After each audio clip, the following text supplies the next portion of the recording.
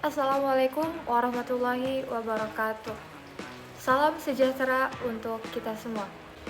Hari ini kita akan membahas kondisi demokrasi Indonesia di tahun 2025, sekaligus mengaitkannya dengan nilai-nilai Pancasila yang menjadi dasar negara kita.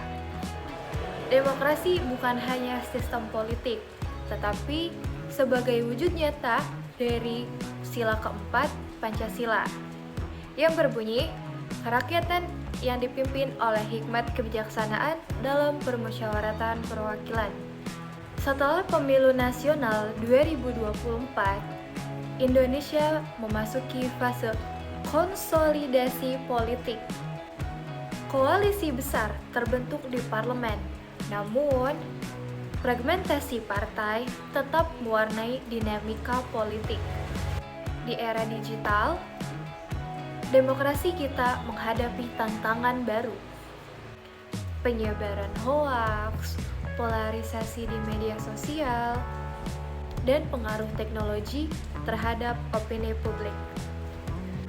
Meski begitu, ruang politik tetap terbuka untuk partisipasi masyarakat, baik melalui jalur formal atau media digital. Hal ini menunjukkan bahwa demokrasi di Indonesia masih berjalan.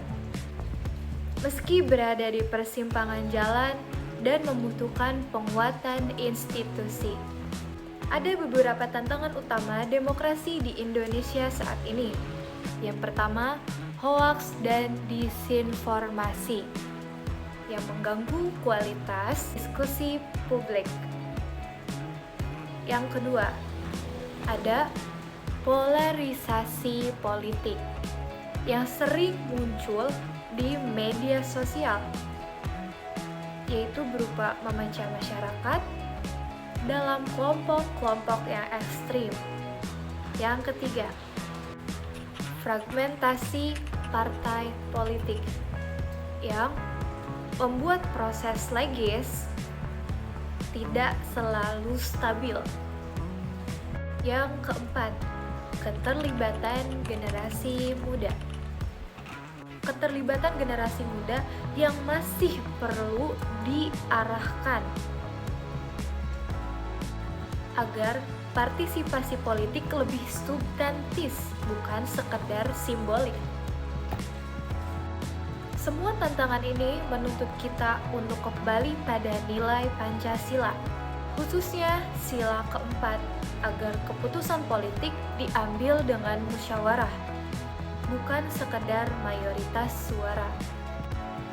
Pancasila juga menjadi pedoman penting dalam menjaga demokrasi Indonesia, seperti sila keempat, menekankan musyawarah bukan hanya sekedar voting.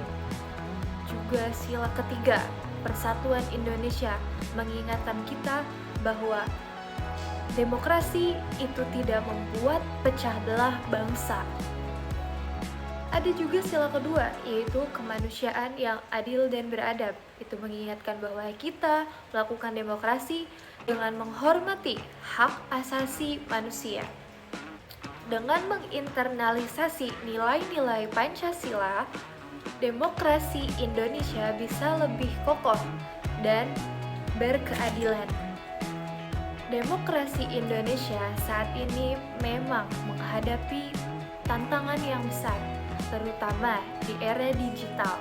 Namun, dengan menjadikan Pancasila sebagai landasan, kita bisa menjaga agar demokrasi tetap sehat, stabil, dan berpihak kepada rakyat.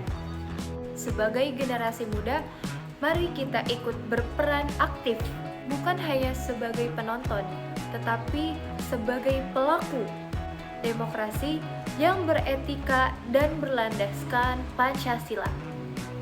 Terima kasih, sekian dari saya. Wassalamualaikum warahmatullahi wabarakatuh.